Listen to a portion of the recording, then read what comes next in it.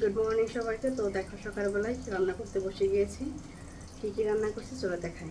দেখা করছি হচ্ছে লাউ ডাল, এখানে মাসকলাইয়ের ডাল আর মুগ ডাল, দুই ডাল আমি মিলিয়ে দিয়েছি। আর দেখো যখন ডালটা গলে এসেছে তখন আমি লাউটা ছেড়ে দিয়েছি।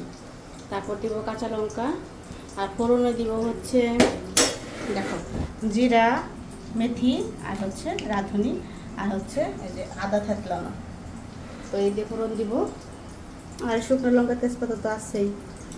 আর রান্না করবো হচ্ছে এখানে আছে লাল শাক আর এখানে দেখো মেয়েদের জন্য আলু ভাজা করছি।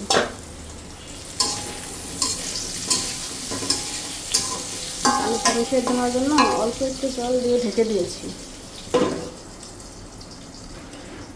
তো এই হচ্ছে আজকে রান্না বান্না।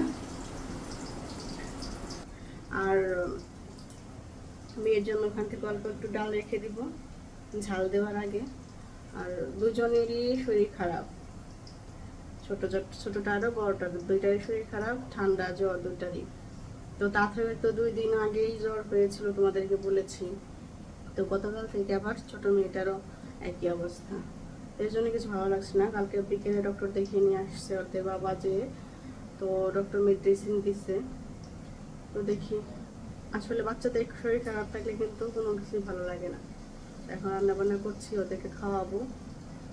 খেতে চাচ্ছে না একদম, কারণ মুখে মনে হয় একদম স্বাদ নেই। কারণ জ্বর হলে তো আমাদের বড়দেরই কিছু ভালো লাগে না খেতে, আর ওরা তো বাচ্চা।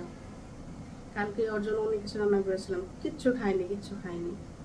তো দেখি আজকে আলু ভাজা করছি, কিন্তু একটু ভাত খায় নাকি, কারণ ভাতটা খায় ওষুধ খাওয়াতে হবে, খালি পেটে তো আর ওষুধ খাওয়ানো যাবে না।